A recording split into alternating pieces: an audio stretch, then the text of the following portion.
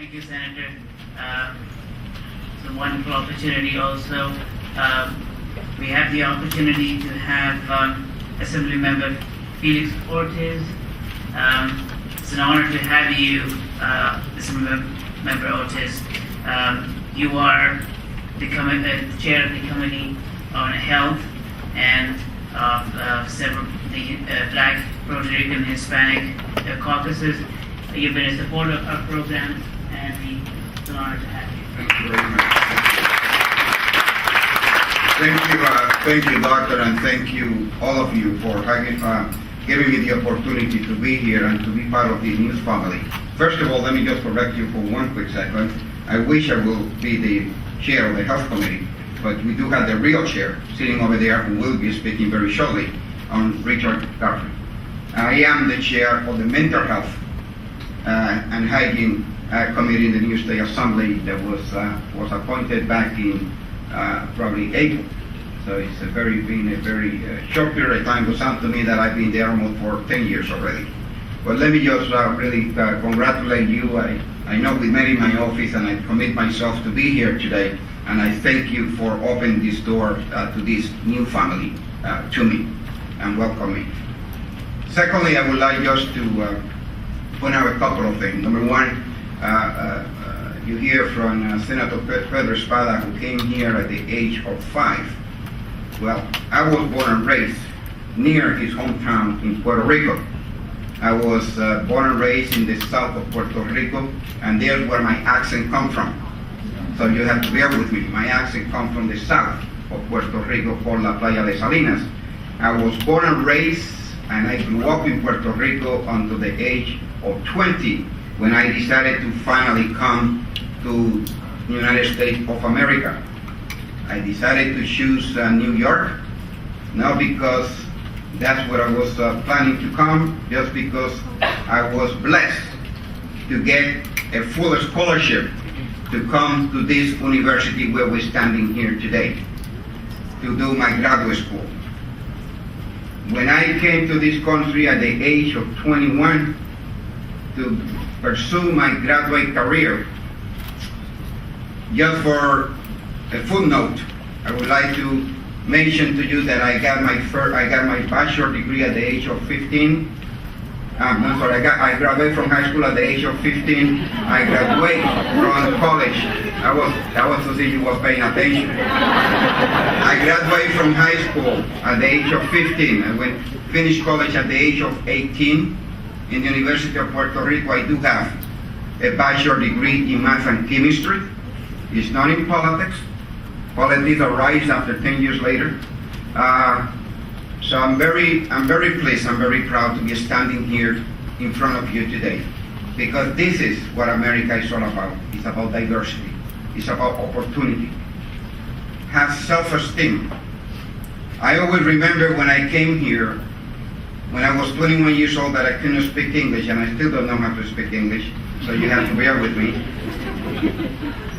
Was people that would say to me, Felix, I do believe you will be facing a hard time at NYU and in New York, but you don't know how to speak English. I said, well, it's 20 years later, I still don't know how to speak English, and look where I am today.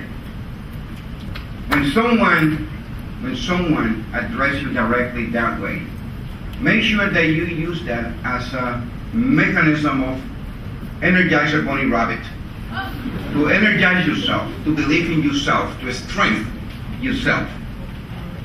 Because when people will come to me and say, you will fail because you don't speak the language, you will fail because no one understands what you're saying or how you communicate, I put that in my head and I say, well, I have two challenges. Either I quit university or I put myself to the challenge and to play the game. So I decided to play the game. And the game was very simple. For those of individuals who will criticize me, I will speak to them in Spanish. So they will not understand. So I will laugh. Those who spoke English directly to me, and sometimes I will try to communicate to them, they will laugh as well. So we have a nice game going on among ourselves. But was one individual who came to me, and that was my mentor, an NYU, and said to me, Felix, I do believe you have the talent. And my mother used to say to me all the time, what is in here, doesn't matter how we come from here, nobody can take that away from you because God gave you that. And I knew that. I knew that what was here, how bright I was, how smart, no one could take that away from me. No one. They can laugh, they can smile, they can make fun, they can do whatever they want. But I knew that when it was time to take the test and to sit on that desk, I knew I could compete and I can come out with a higher mark. That is the reason why when I graduated from the school, my graduate program, I was one of the 10 students 2 years later. And as a result of that, I developed so many friends. Now everybody wants to be my friend. Now they understood my language. They began to understand my English-Spanish combination from the South. And the reason I'm saying this to you is because as I look around and I look at faces, we all come from different countries. We all come from parents that come from different countries. And we should never be ashamed of who we are and where we came from.